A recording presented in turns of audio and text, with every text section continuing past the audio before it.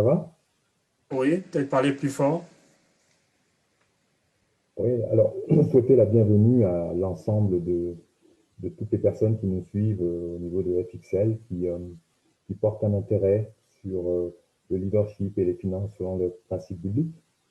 Et ne pas oublier que nous, nous allons bientôt, enfin, nous sommes sortis du déconfinement, et donc je pense que bientôt tu vas en parler, mais ne pas oublier que bientôt, nous allons pouvoir en fait nous retrouver en présentiel pour parler de toutes ces choses qui ont une telle importance, un tel intérêt que euh, il est nécessaire de pouvoir partager tous ces éléments-là. Et parmi ces éléments, il y a la notion, il y a l'argent. Et un des thèmes de ce soir, c'est l'argent répond à tout. Et j'ai envie de, de poser cette question en me disant, mais est-ce que, au final, est-ce que l'argent est si mauvais que ça? Est-ce que l'argent est bien ou est-ce que l'argent est mal? Est-ce que c'est une bonne chose d'avoir de l'argent? Est-ce que c'est une mauvaise chose d'avoir de l'argent? Euh, Avant donc d'entrer même dans nos propos, je veux rappeler aux uns et aux autres qu'on a samedi prochain un lunch and learn. On reprend nos lunch and learn. Comme tu l'as dit, le déconfinement étant arrivé, nous sommes contents, nous sommes ravis de vous annoncer que nous avons un lunch and learn. Si vous êtes en France et dans les environs, en Belgique, en Suisse, euh, rejoignez-nous samedi prochain, samedi 3 juillet. Ce sera toute la journée. Nous allons passer de bons moments dans un restaurant de Paris. Et pendant ce moment, nous allons parler de l'éthique dans les finances et dans le leadership. Et à cette occasion, nous aurons pour la première fois un invité de marque, qui est l'apôtre Serge Alogo, qui est un coach en leadership. Et nous allons discuter avec lui, avec Patrick et moi. Nous allons vous partager un certain nombre de choses que nous jugeons utiles et même nécessaires en ces temps particuliers, en ces temps si particuliers. Voilà, donc inscrivez-vous. Si vous allez sur la page Finance X Leadership, il y a un lien. Cliquez dessus et inscrivez-vous. Ou alors contactez-nous directement, Patrick ou moi, ou au travers de la page. Et nous allons c'est avec joie que nous allons vous répondre. Voilà, donc nous allons commencer et je voudrais introduire le propos de ce soir en vous donnant 3 versets bibliques. Il s'agit parmi d'autres versets, parmi d'autres nombreux versets, 3 versets bibliques qui sont incompris et qui ont maintenu de nombreux chrétiens, de nombreux enfants de Dieu dans le manque chronique d'argent et même dans ce que j'appelle la pauvreté charismatique. Je vais lire 1 Timothée 6,10, car l'amour de l'argent est une racine de tous les maux. Et quelques-uns, en étant possédés, se sont égarés loin de la foi. C'est le premier verset que je vais lire. Le deuxième verset, c'est Matthieu 5, 3, qui dit « Heureux les pauvres en esprit, car le royaume des cieux est à eux. » Et enfin, je vais lire Luc 6, 24, qui dit « Malheur à vous, riches, car vous avez votre consolation. » Nous avons ici 3 versets, il y en a d'autres qui ont été mal compris. L'apôtre Paul, lorsqu'il parle à son fils Timothée, il dit « L'amour de l'argent est une racine de tous les maux. » L'argent ici n'est donc pas le problème, c'est l'amour de l'argent qui devient un problème. Dans Matthieu 5, lorsque Jésus dit que « Heureux les pauvres en esprit », je veux vous faire remarquer que Jésus ne dit pas « Heureux les pauvres financièrement ». Non, heureux les pauvres en esprit, heureux les pauvres qui n'ont pas Christ et qui ont besoin d'entrer dans le royaume des cieux parce que Christ est arrivé. Et enfin, lorsque Jésus dit « Malheur à vous riches », la richesse n'est pas un problème. La richesse n'est pas un problème pour Dieu, mais ce passage nous dit simplement, s'adresse simplement à ces riches-là, à ces personnes riches qui ont mis leur confiance, qui ont mis leur consolation sur les biens, les richesses et l'argent et non pas sur Dieu. Donc, nous voulons, au travers de ces quelques moments, vous aider à renouveler votre intelligence sur la question de l'argent et vous dire que l'argent n'est pas mauvais. Qu'en dis-tu, Patrick? Tout à fait, Benito. J'ai mis l'enregistrement. Tout à fait. Si on doit considérer, y a-t-il un problème au niveau de l'argent, je pense que c'est au niveau de notre perspective qu'il peut y avoir en fait un problème. Au niveau de notre perspective ou notre manière, notre approche en fait au niveau de la compréhension ou de notre relation de notre relation ou comment dire de notre manière de le rapport qu'on peut avoir avec l'argent. Et pour comprendre que l'argent en soi n'est pas mauvais, je prendrai trois petits exemples qui amènent à comprendre que, au final, nous considérons parfois juste en fait la question du rapport. Alors, la première, c'est la notion de la propriété privée. Dans Luc 2, 49, il indique en fait que Dieu est le propriétaire en fait de tout. Entre parenthèses, il faut savoir que Dieu n'a jamais, dans le système économique divin, institué en fait la monnaie en tant que telle, l'argent en tant que tel. Ensuite, on a le principe de l'intendance, qui se trouve dans 1 Corinthiens 4, 1. Et enfin, pour comprendre que l'argent n'est pas si mauvais que ça, il faut comprendre la notion de la matérialisation de l'invisible en visible. La première notion de la matérialisation de l'invisible en visible veut simplement dire que dans Matthieu 16, 19, c'est de comprendre que pour tout chrétien, il est important d'avoir un rapport avec l'argent totalement différent de ce que les païens peuvent avoir. C'est-à-dire que si on parle d'argent, on va parler de billets, on va parler en fait de banque, juste pour donner un petit exemple. Et il faut savoir que notre première banque, elle se trouve, c'est la banque céleste. C'est celle qui permet en fait de pouvoir effectuer la provision nécessaire pour avoir ce que nous avons sur la terre. Et c'est pour ça que la notion de la matérialisation de l'invisible en visible est importante à prendre en compte pour comprendre que l'argent n'est pas si mauvais en soi.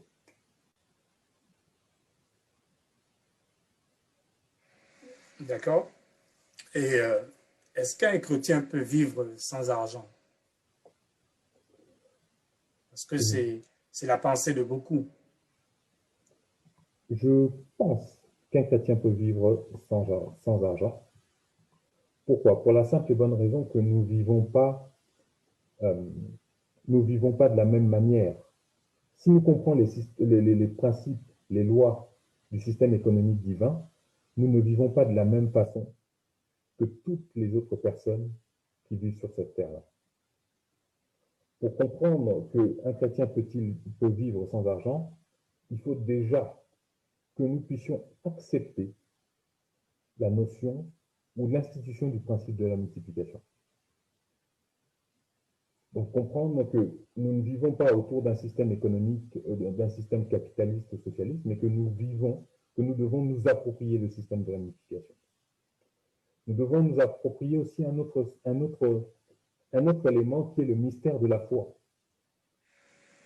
1 Timothée 3, 8, 10 en parle et 1 Corinthiens 13, 13 en parle, mais il faut que nous puissions l'intégrer. Et enfin, c'est de comprendre, en fait, si nous considérons que nous pouvons vivre sans argent, c'est accepter un style de vie au-dessus de la moyenne, c'est-à-dire vivre et donner au-delà du possible et de l'impossible.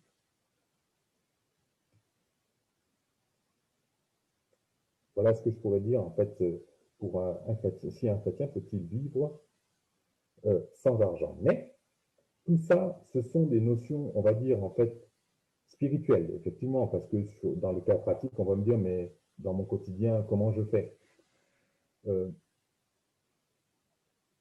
Alors, l'importance de l'argent dans le quotidien, c'est de considérer que déjà, que Dieu est notre pourvoyeur. Mais moi, je te poserai la question, Benito, comment tu considères la notion de l'argent au quotidien? ou l'importance de l'argent au quotidien? L'argent est un outil de changement. L'argent, c'est un outil pour vivre, c'est un outil pour bénir, c'est même un outil de salut. Par exemple, lorsque vous donnez de l'argent à un ministère qui gagne des vies à Christ, eh bien, votre argent est un outil qui sauve. C'est un peu comme le filet que le pêcheur jette en eau profonde pour attraper de gros poissons. En fait, votre argent est comme ce filet-là, parce qu'il a aidé des ministères d'évangélisation à gagner des vies à Christ. En fait, l'argent, c'est une variable dans votre équation pour accomplir votre vision, pour accomplir et pour vivre la vie abondante promise par Jésus dans Jean 10, 10.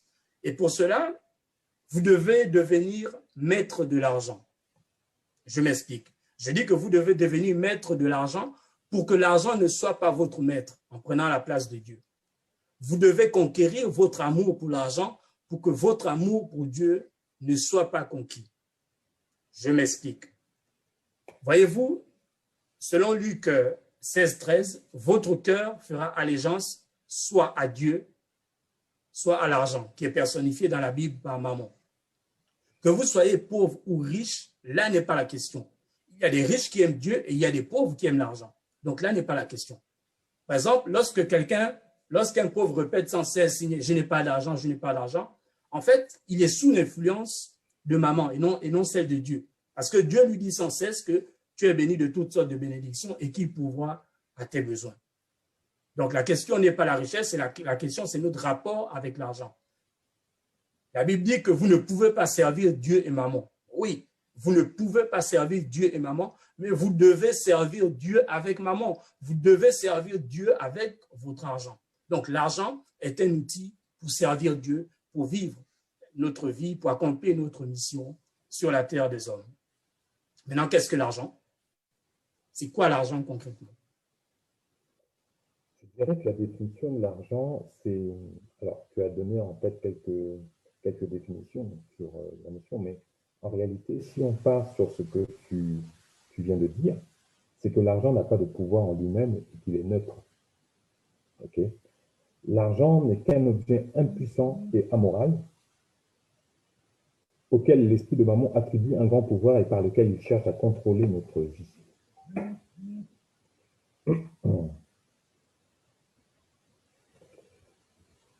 Jésus s'est servi de cet ancien terme araméen pour indiquer une entité qui existe dans le domaine spirituel, donc le Dieu des finances.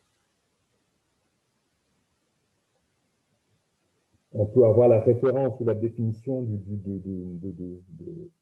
en réalité, si on doit donner une définition à l'argent, on se rend compte que derrière l'argent, il y a un esprit. Et c'est en fonction de l'attitude de notre cœur qu'on va avoir, ou de ce rapport à l'argent, qu'on va avoir des conséquences, de bonnes conséquences ou des conséquences néfastes de ce que l'argent peut faire.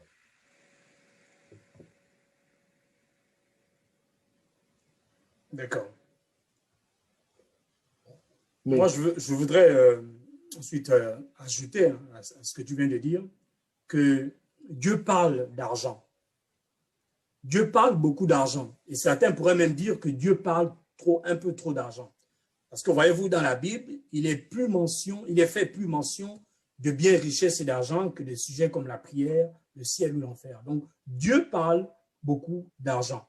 Mais c'est à juste titre que Dieu parle autant d'argent. Parce qu'il désire que vous et moi en jouissions et que nous l'utilisions pour ses desseins sur la terre des hommes. Donc, je vous invite à ne plus être ni offusqué, ni intimidé par ceux qui parlent souvent d'argent. Parce que souvent, c'est pour votre bien. Dieu promet tellement de choses au sujet des biens, des richesses et de l'argent. Je vais lire juste un seul verset, un seul passage. C'est le psaume 35 au verset 27. Je vais lire la version King James en français. Psaume 35, verset 27. Que le Seigneur soit magnifié, lui qui prend plaisir à la prospérité de son serviteur. Dieu prend plaisir à la prospérité de son serviteur. Donc, si Dieu désire et prend plaisir à la prospérité de son serviteur, à combien plus forte raison désire-t-il la prospérité de ses fils et de ses filles que nous sommes. Si vous avez un serviteur dans votre maison ou dans votre emploi, si vous désirez la prospérité de votre cuisinier, si vous désirez la prospérité de votre chauffeur, etc., etc., à combien plus forte raison n'allez-vous pas désirer la prospérité de vos propres enfants? Je voudrais vous dire que l'argent ou l'abondance financière, c'est un droit de naissance lorsqu'on est de nouveau en Christ. En Christ. Oui, c'est un droit de naissance. Parce que la Bible dit que lorsque nous sommes en Christ, que Jésus, a porté toute malédiction. Et dans l'ancienne alliance, la pauvreté était une malédiction. Donc, nous n'avons plus à subir la pauvreté. Mais au contraire, Dieu a tellement de promesses pour nous au sujet des biens, des richesses et de l'argent. Sauf que, pour jouir de ces promesses-là, il y a des principes, il y a des lois. Une des leçons qui s'impose très tôt à nous dans la vie en général et dans la vie chrétienne en particulier est que nous devons apprendre à faire ce que nous n'aimons pas faire. Oui, nous devons apprendre à faire ce que nous n'aimons pas faire, ou plutôt ce que notre ego n'aime pas faire. Lorsqu'on est tout petit ou même jusqu'à l'adolescence, on nous apprend à faire ce que nous ne voulons pas faire. Dans la vie chrétienne, il y a l'exemple du donner. Le donner, c'est une loi. C'est une loi, et si c'est une loi, c'est immuable. Elle s'applique à tous et tout le temps, sans distinction de race, d'origine, de sexe, etc. C'est une loi. C'est la loi du donner et du recevoir. Il y a un agraphon, une parole de Christ qui n'est pas dans les évangiles. Il y a un agraphon qui se trouve dans Acte 20-35 et qui dit « Il y a plus de bonheur à donner qu'à recevoir. » Il y a plus de bonheur à donner qu'à recevoir. L'ordre dans cette phrase est important. 1, donner. 2, recevoir. Ce que vous recevez est la récompense de ce que vous donnez. Ce que vous recevez est le résultat, est le produit, est le fruit de ce que vous avez donné au préalable. C'est une des lois les plus immuables du royaume, la loi du donner et du recevoir.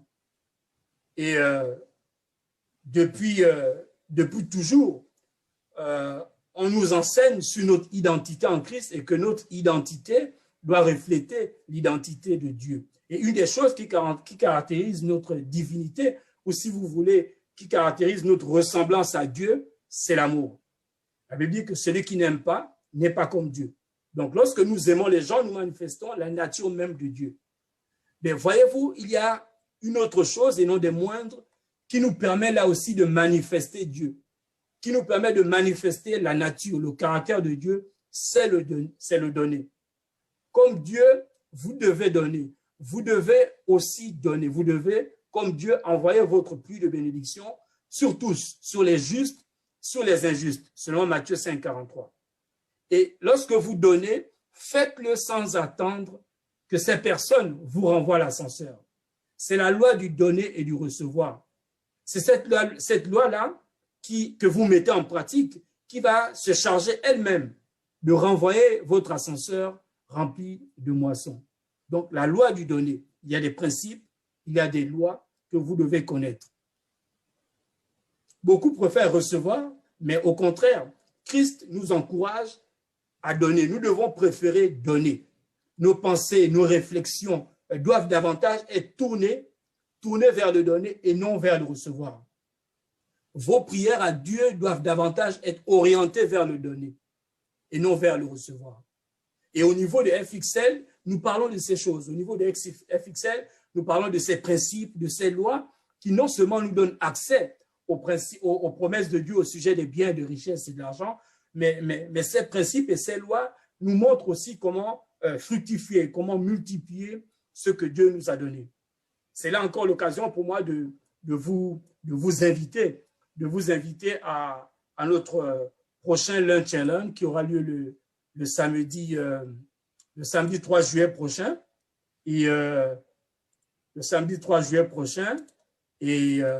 le titre c'est l'éthique dans les finances et dans le leadership. L'éthique dans les finances et dans le leadership. Donc, soyez nombreux, soyez là Nous allons passer de bons moments. Et voilà, inscrivez-vous sur le lien qu'il y a sur la page Facebook Finance X Leadership. Et donc, pour revenir à mon propos,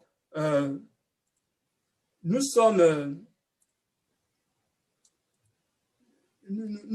devons regarder à ces principes et à ces lois. Si Dieu promet à ses enfants,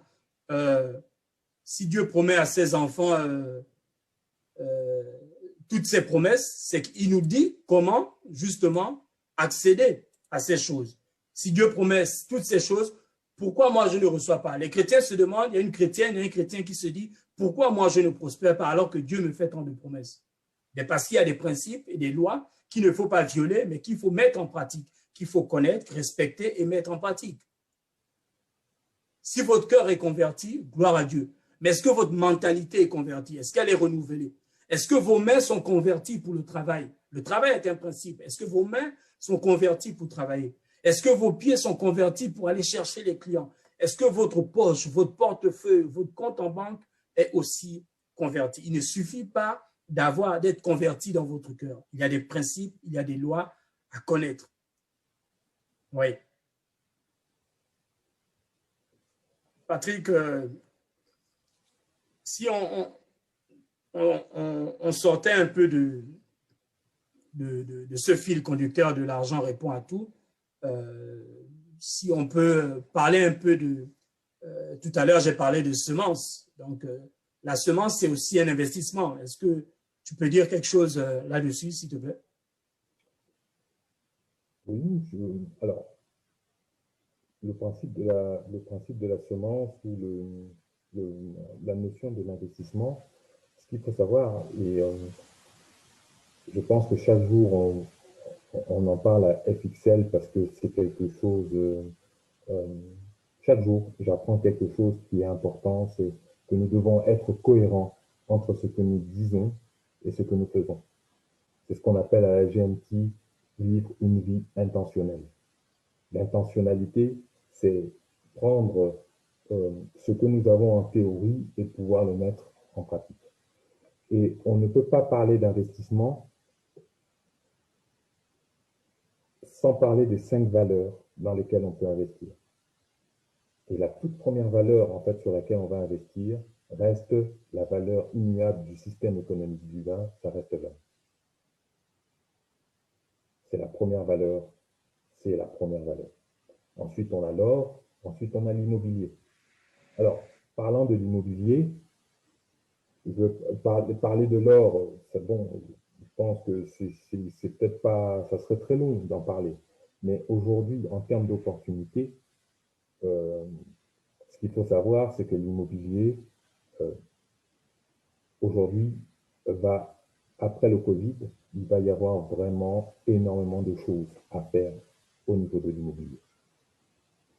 Et ensuite, il y a d'autres investissements qui sont intéressants, qui permettent en fait de pouvoir épargner, de pouvoir investir et qui sont associés au système économique divin, mais dans un autre parallèle, dans une autre forme. Et ça, je pourrais en parler un peu plus, en fait, le 3 juillet, au Lunch and Learn, où on va avoir vraiment un atelier spécifique, en fait, par rapport à cela, en prenant la notion de l'éthique vis-à-vis des investissements, en prenant la notion de qu'est-ce qu'on peut faire quand on parle d'investissement, quand on a de l'argent, où on va le placer, comment on doit l'organiser, qu'est-ce qu'on va diversifier. Et donc, je vous invite à venir le 3 juillet pour qu'on en parle, pour qu'on partage en fait ces choses. Je voudrais continuer et je voudrais aider plus d'une personne ce soir. Tout à l'heure, j'ai parlé, en fait, j'ai repris une question qui sans cesse est posée par les uns et les autres. C'est alors que je suis chrétien, pourquoi je ne prospère pas? Il y a aussi une autre question, c'est alors que j'ai semé, alors que j'ai donné, que j'ai dîmé, que j'ai investi, machin, pourquoi je ne moissonne pas? Je voudrais donner quelques raisons, 3, 4, peut-être 5 raisons pour lesquelles les semeurs ne moissonnent pas. Notez ces choses sont importantes. Vous vous dites, mais j'ai semé cette année, j'ai semé l'année dernière, j'ai semé depuis tant et tant d'années, mais je ne moissonne pas. Alors, notez ces choses, elles sont importantes.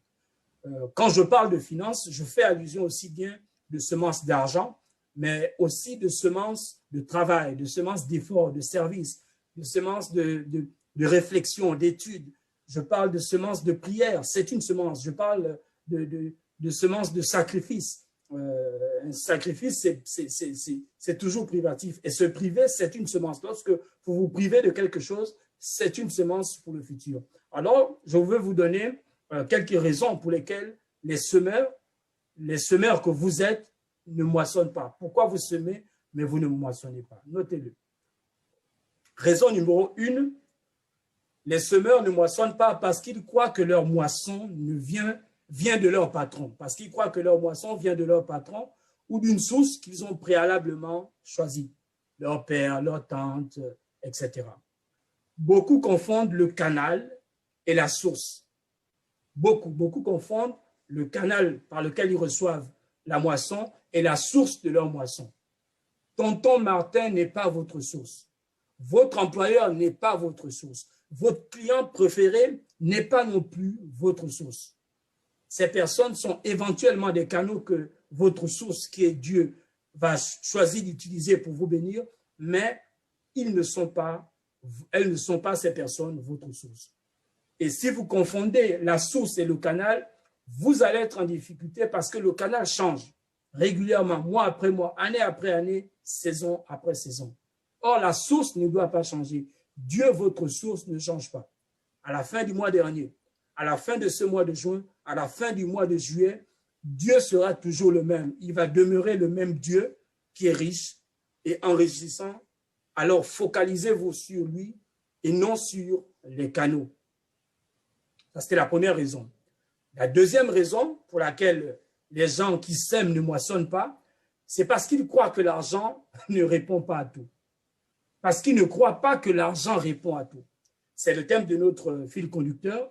Et contrairement à ce que pensent certains semeurs, parfois religieux ou pauvres dans leur mentalité, l'argent répond bien à tout. C'est Dieu qui le dit. L'argent est un serviteur et si vous avez une mauvaise ou une fausse opinion de lui, il ne vous répondra pas quand vous l'appelez. L'argent est un serviteur et si vous avez une mauvaise ou une fausse compréhension de son rôle dans la vie, il préférera quitter vos mains pour aller dans les mains de quelqu'un d'autre, même d'un païen. Parce que le païen comprend que l'argent est nécessaire et important dans cette vie pour résoudre vos problèmes et les problèmes de vos proches. L'argent est un serviteur. C'est un serviteur, je vous le rappelle. Imaginez si vous recrutez un chauffeur et le premier jour de son travail, vous lui demandez de vous faire à manger. En fait, vous avez une mauvaise et une fausse compréhension de son rôle de chauffeur. Et bien, ce chauffeur va préférer partir, comme l'argent. Si vous avez une comptable et que vous l'accusez à tort de vous voler mois après mois, en fait, vous avez une mauvaise et une fausse opinion de votre comptable. Et donc, elle va préférer partir. C'est la même chose pour l'argent. Vous devez avoir une bonne compréhension de ce serviteur qu'est l'argent. Ça, c'était la deuxième raison. L'argent répond à tout. L'argent est un bon serviteur, mais un mauvais maître. Troisième raison, les gens qui sèment ne moissonnent pas parce qu'ils ne sont pas précis lorsqu'ils demandent à Dieu. Je veux vous dire que Dieu est souvent précis au sujet de la moisson. Il y a tout un champ lexical dans la Bible qui nous parle au septuple, 2 fois plus, au centuple, 1000 fois plus, etc., etc. Donc, lorsque vous demandez, vous devez être précis. Demandez et l'on vous donnera. Donnez et vous recevrez. Là, vous avez la clé et la loi pour jouir des bénédictions financières. Demandez et l'on vous donnera, c'est le principe. Donnez et vous recevrez, c'est la loi. Demandez à Dieu, c'est le signe que vous croyez qu'il est votre source et qu'il n'est pas chiche. Vous connaissez sans doute un proche parmi vous qui est chiche, mais Dieu n'est pas chiche. Et vous devez demander à Dieu parce que Dieu n'est pas chiche. Dieu n'est pas aussi pingre que votre oncle, que votre ami, que ce pasteur. Non, Dieu n'est pas chiche. Dieu n'est pas pingre.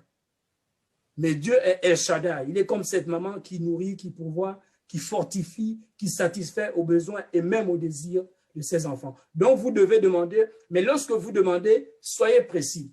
Maintenant, lorsque je dis que vous devez être précis dans vos attentes, cela ne veut pas dire que votre retour sur investissement ou votre revenu à la fin du mois ou votre miracle ou votre moisson financière sera exactement la somme que vous avez demandé à l'euro près ou au dollar près. Non.